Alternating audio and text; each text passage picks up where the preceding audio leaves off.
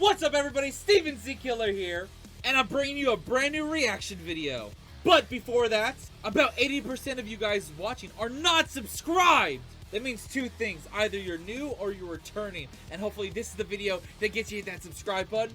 Today, the new goal for this channel is 400,000 subscribers, and the only way we can do that is by you right there hitting that subscribe button. I can feel it rising. I can feel it. Keep hitting the subscribe button. Keep doing it. One day we'll even go even further beyond and hit 1 million subscribers. So hit that subscribe button today.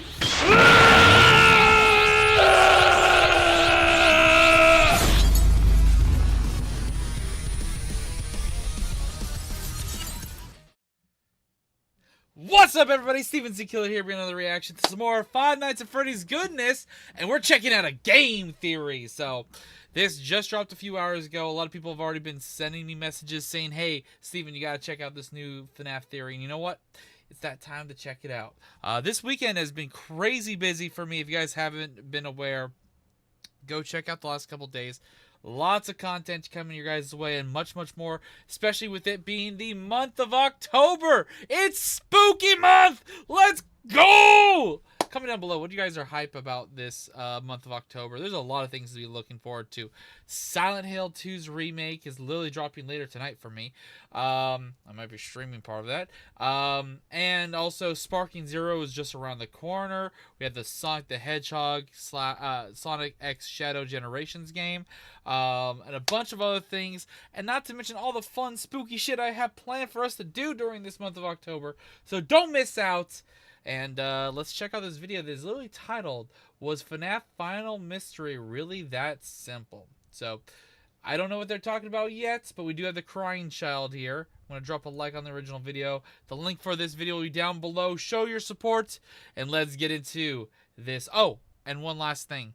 I mentioned this in the prior few videos of mine, but recently my friend King, who's been on my channel, who's been basically a buddy of mine for just outside of YouTube, been a buddy of mine on YouTube, on streams, and honestly a really close dear friend. And recently he had a death in the family. There is a GoFundMe to help him and his family out. I'll be posting a link down below in the comments if you guys can take the time to go check it out. If you guys want more information on what happened, it's through that link. And if you guys can support and or help them out, I greatly would appreciate that. Anyways, let's get into this video and enjoy it right now. After 9 years and countless theories, the crying child's name has been found. That's right, Really? On screen right now is the real name of FNAF 4's crying child.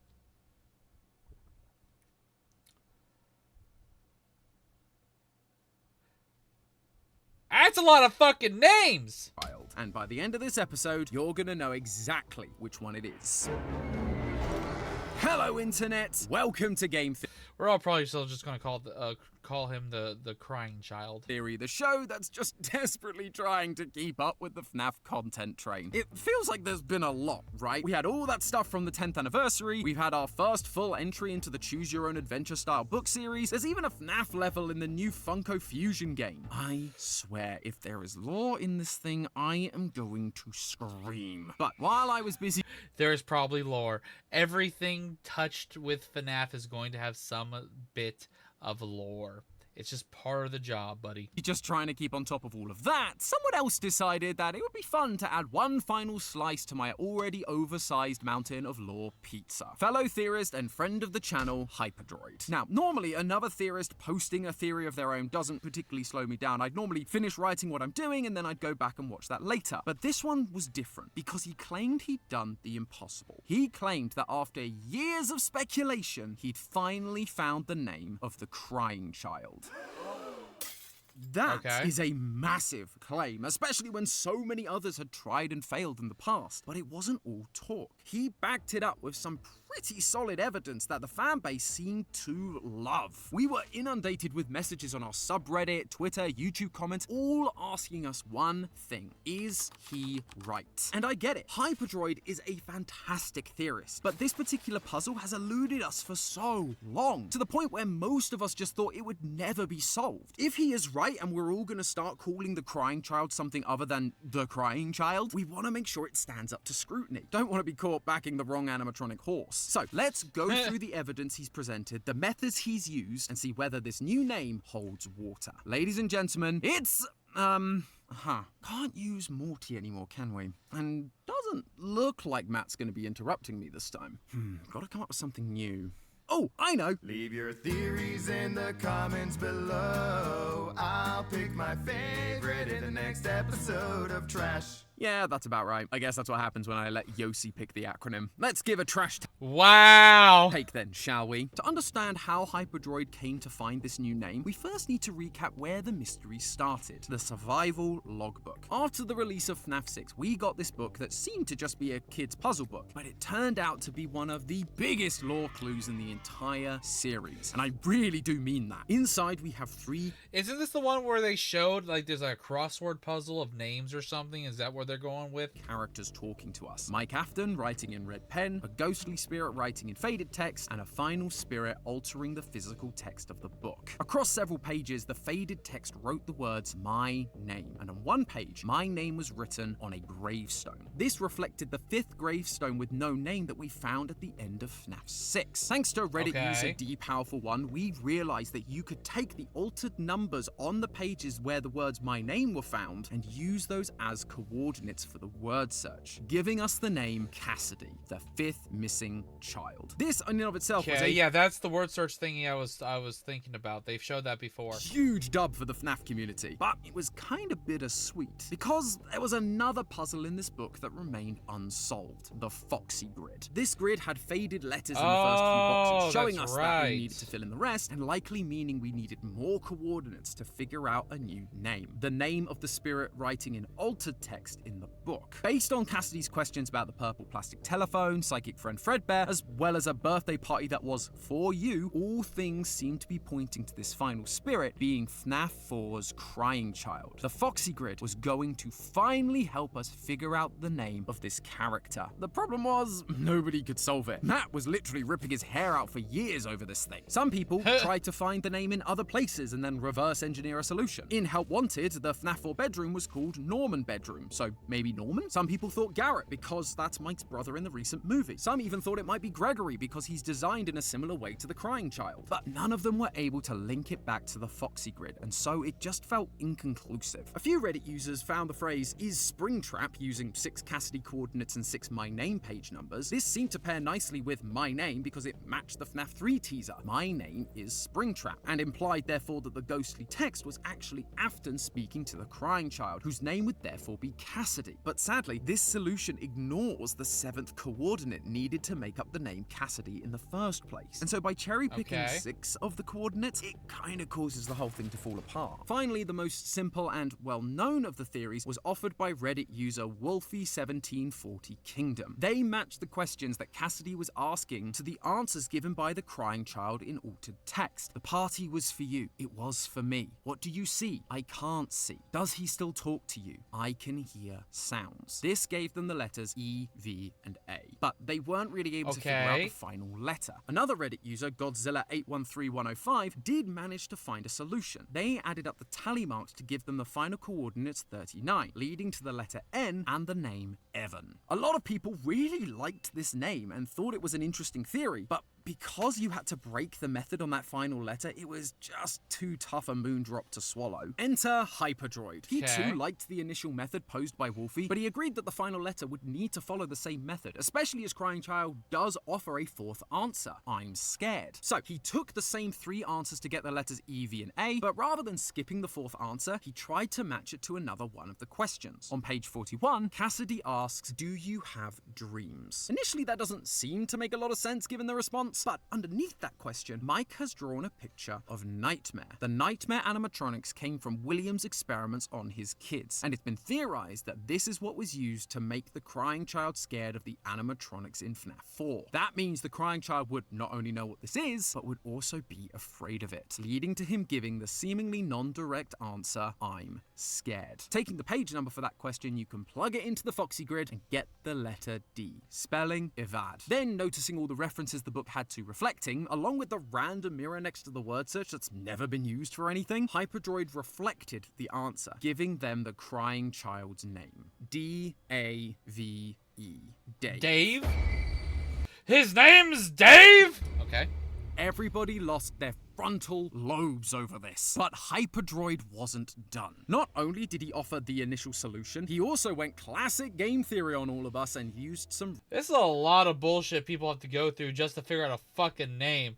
God damn it, Scott! real-world evidence. He calls out that Dave, or more accurately the full name David, was the 3rd to 5th most popular baby name for boys between 1970 and 1980, around the time that he would have been born. I love the fact he did this. Real-world evidence is so useful for theory crafting. It can give you insight into things that the games or books might And that's often what he does. Scott does do that. otherwise not. And given how important this name is, I wouldn't be surprised if Scott had actually done some real-world research himself into the name. And what's more, I think we can actually expand upon Hyperdroid's idea here by getting a little more specific. So, let's give it a go. FNAF is commonly depicted as taking place in Hurricane, Utah. According to the United States Social Security Administration, between 1970 and 1980, David switched positions a few times, occupying either the 4th, the 3rd, the 2nd, or the 1st most popular spots, higher than what Hyperdroid presented. So we're off to a pretty good start. Although, there is one detail about the Aftons that we never really talk about that could change all of this. Ludwig actually mentioned it when he binged all of the FNAF lore with Matt on stream. Matt, why are they all British? Why are they British? The kids are raised in like probably the Utah and they sound British. When the Aftons speak, they sound British. Likely somewhere from England based on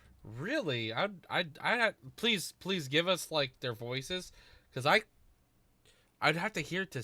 the accents. I'd like to say it's nice to have some British representation in video games, but I'm not really sure this is the one I'd want to claim. Anyway, this detail could throw a spanner into the works, as there's a chance that William named his kids based on what was popular back home rather than where they lived now. So, was David still a popular name in the UK? Thankfully, the answer is abso-freaking-lutely. More so than in Really? America, actually. According to the Office of National Really? Statistics, David was the most popular name for boys in England from 1954 to 1974. After that, between 1974 and 1994, it only dropped down to number 3. So still, this is looking like a pretty solid piece of evidence right now. Plus, we can actually take it a step further. Wanna guess what other name was in the top 10 baby boy names during the 70s? Michael. In the UK, Michael was the 9th most popular name for a boy, and in Utah, it was literally the #1 name every year in the 70s, except 1973, where it was overtaken by Jason. Gah, of course, Jason had to ruin the perfect streak. Hashtag blame Jason, am I right? Regardless, again, this seems to be lining up pretty well. I'm only laughing at that right now because I was just in the middle of talking with one of my editors for my second channel, and he he did a funny little post yelling at my buddy Toon, and so I did hashtag blame Toon. And then all my editors added to it with doing hashtag blame Toon on that. Shout out to my boy Toon.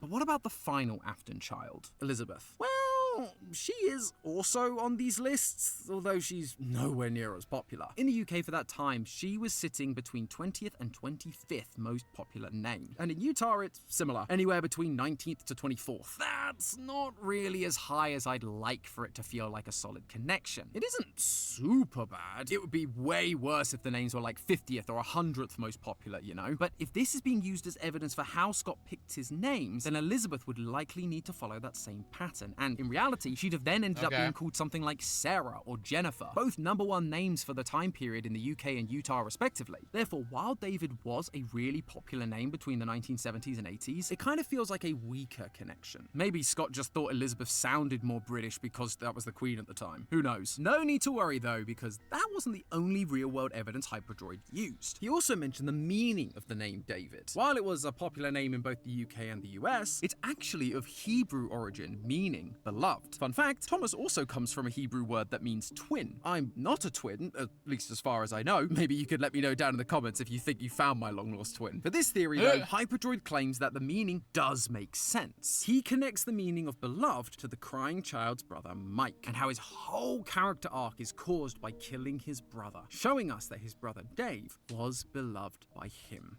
This is where I have to press X to doubt. While, yes, Michael does say sorry to his brother by the end of FNAF 4, the rest of his actions don't really say that he considered his brother beloved. He jump scares him, he actively puts him into an animatronic, he doesn't seem to care about him at all. After that, his actions seem to be spurred on more by his father.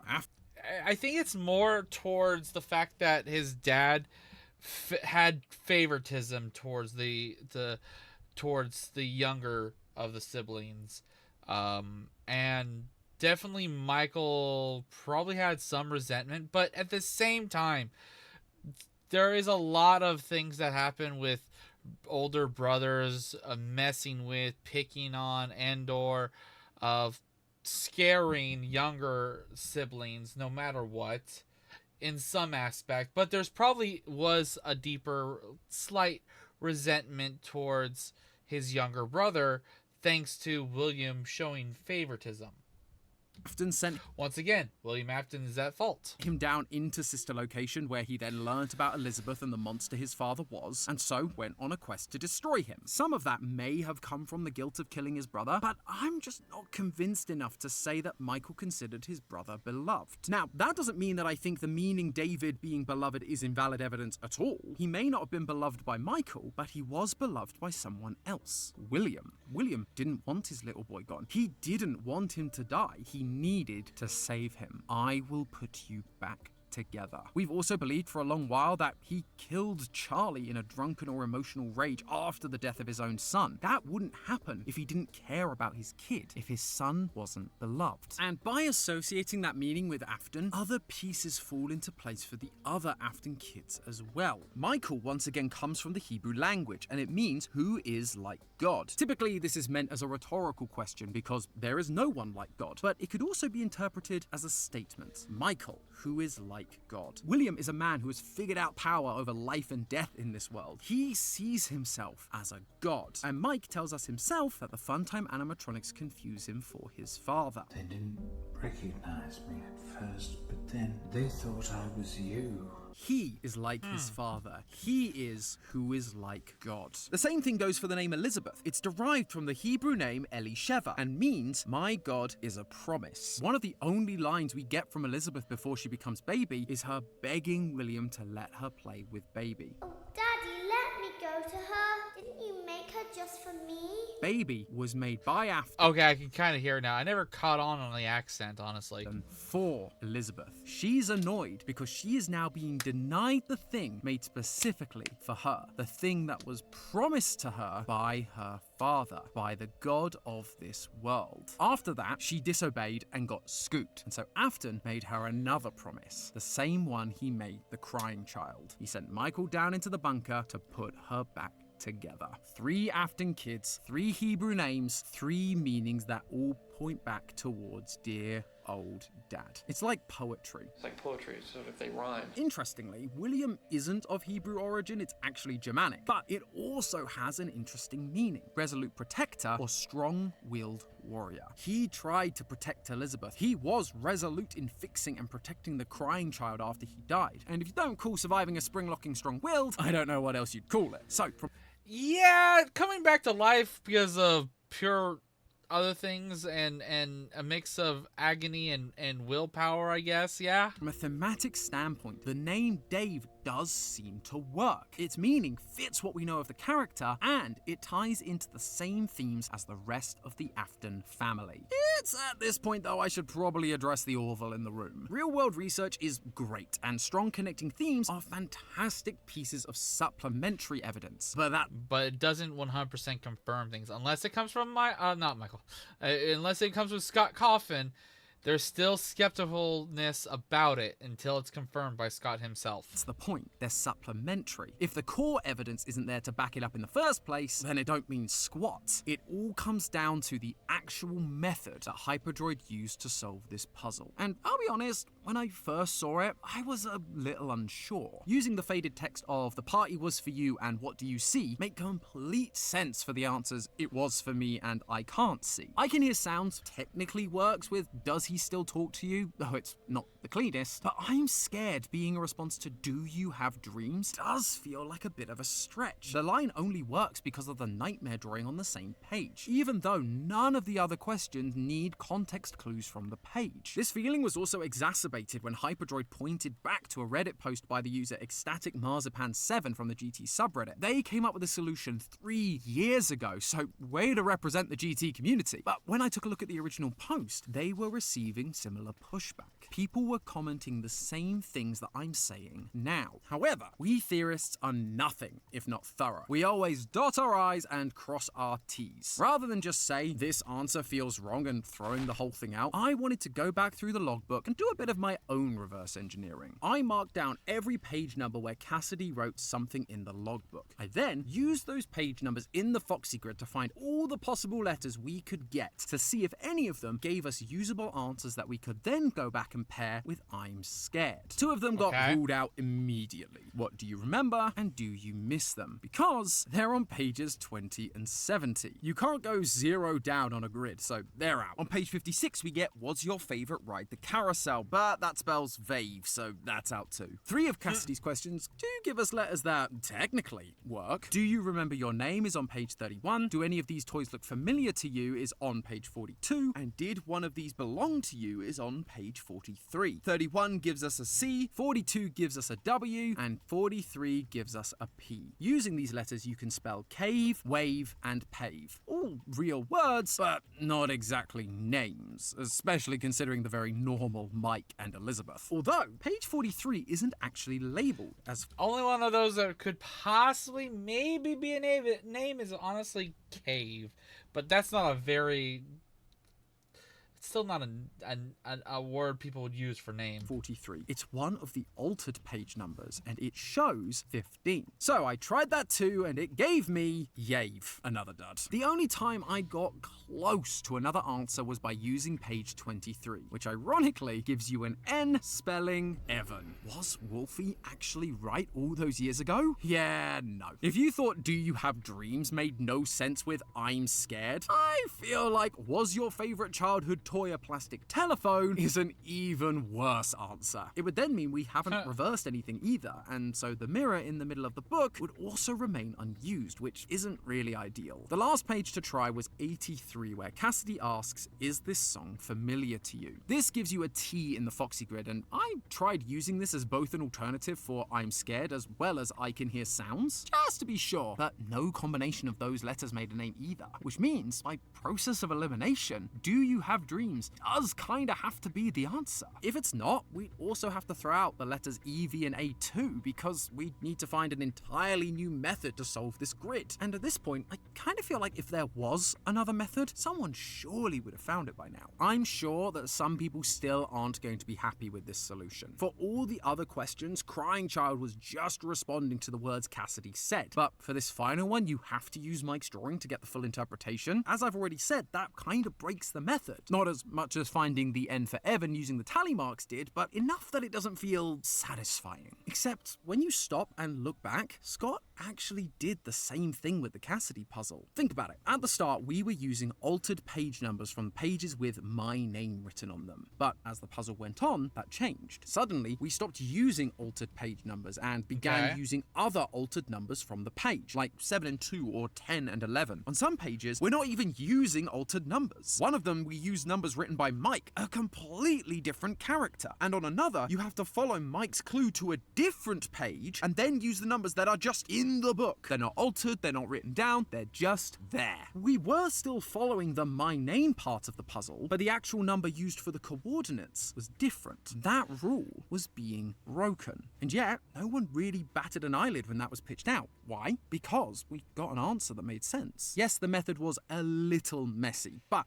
That could be a way of why it's so challenging to figure out some of the things that Scott does, is he does eventually make a system, but you have to think a little bit further beyond the system you figured out. Clearly, it was the correct solution that Scott had planned, given he then went on to confirm the name Cassidy in his cancelled movie ideas. To me, this is the same situation. We finally have an answer that spells a name and follows the same kind of puzzles, even if the method is a little messy. Maybe Scott wanted to make the puzzles harder as they went on, or, maybe he just isn't that good at planning puzzles to begin with. We theorists are so used to complex ciphers and ARGs that sometimes I think we expect everything we solve to be on that level, but in actuality, not everyone is, and so the simplest solutions can actually be the best. All that being said, what do I actually think? Is Dave the real name of the crying child? Well, even though a little messy, the solution does fit. It gives an answer for the random mirror in the middle of the book, and it works thematically with all of the Afton children and their parts in the story. If Cassidy was figured out the way that they did it, this makes sense of how Dave works for the crying child. It starts with something, with a pattern, but then the pattern breaks near the end of the name. And that's how it worked for Cassidy. You still kind of use the same idea as the pattern, but it's an alternate and it changed over time. So it does fit. Is Crying Child's name Dave? For me, after spending days going back and forth, looking at every side of the argument, I have to say that I could believe it, and hopefully one day we get it confirmed from Scott himself, but I can believe the crying child's name could be Dave. Answer is a resounding yes. I believe that Dave is the name of the crying child. So to Hyperdroid, Ecstatic Marzipan 7, and any other FNAF theorist that came up with this solution over the years, congratulations, you did it. You solved the Foxy Grid, and you got the theorist seal of approval. Editor, cue the applause! So nice to give one of these out, especially to people like Ecstatic Marzipan 7, who solved this thing over 3 years ago. It's a helpful reminder that there are some fantastic theorists out there. We just need to be open to hearing them out. Whether they're a tiny channel here on YouTube, a small post on a subreddit with only 2 upvotes, or a random reply on a Discord server, they can have ideas that are just as good as any one of us bigger channels. It may go against our own personal headcanons, but if this experience has taught us anything, it's not to discount those ideas just because they're a little out there. Give them a chance. Who knows? They might actually have the solutions we've all been looking for. But hey, that's just a theory. A game theory! Thanks for watching. And the crying child... Either way, didn't mean to click on that, but either way, hope you guys enjoyed this reaction. I do agree. Do you agree? The crying child now being named Dave, and it's funny, I clicked on this video, and it starts off with the crying child at the very beginning. This one is also one I saw a few weeks, or actually a few months ago. I remember this video. So, anyways, if you guys enjoyed this video, stay tuned for more. Check out the channel daily. I post every day, and I push myself to post at least 2 videos a day. Sometimes I'm not able to, but most days I can at least upload no matter what. 1 video every day. And of course, if I do more, just stay tuned for all the content. Check out, and I'll see you guys in the next one. Till then, later!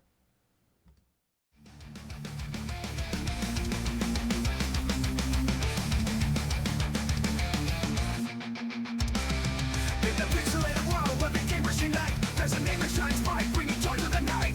Steven's killer, he's the king of the screen. With his epic playthroughs, he ranks as a meme. Laughing out loud as we watch him explore. From horror to laughter, we can't help but want more. With a heart full of passion, he shares his delight. Steven's killer, take us